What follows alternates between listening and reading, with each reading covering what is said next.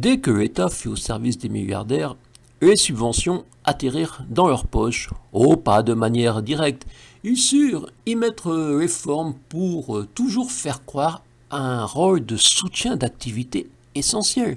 Ainsi, l'État subventionnait toujours la culture, la littérature, mais naturellement ce qui le méritait, à condition de présenter un contrat avec un éditeur reconnu, dont la liste fut limitée, pour éviter les éditions de complaisance, limitées jusqu'à parvenir aux éditeurs chapeautés par des milliardaires.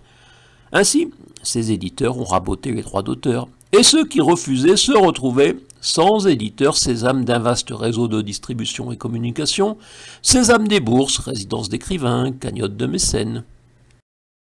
Une courte citation issue du roman « Là où nous allons, soumissionnez l'autre nom du pays ». Aucun extrait ne peut vous résumer ce roman, mais confronté à son invisibilité, j'essaie ainsi d'obtenir un peu d'attention, de passer dans les fissures du mur désinstallé.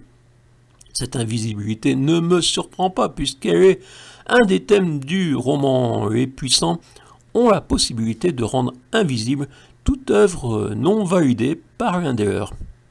Là où nous allons, soumissionner votre nom du pays, mon 7e roman, une dystopie, 9 ans après le roman de la révolution numérique qui fut également invisible ici. Vous pouvez être certain que la presse au service des milliardaires ne vous en parlera pas, puisque les journalistes figurent parmi les principaux personnages de la dérive du XXIe siècle. Ils étaient le 4e pouvoir, mais ils ont préféré défendre leurs avantages acquis que la liberté d'expression. Si vous ne lisez qu'un seul de mes bouquins, que ce soit celui-ci,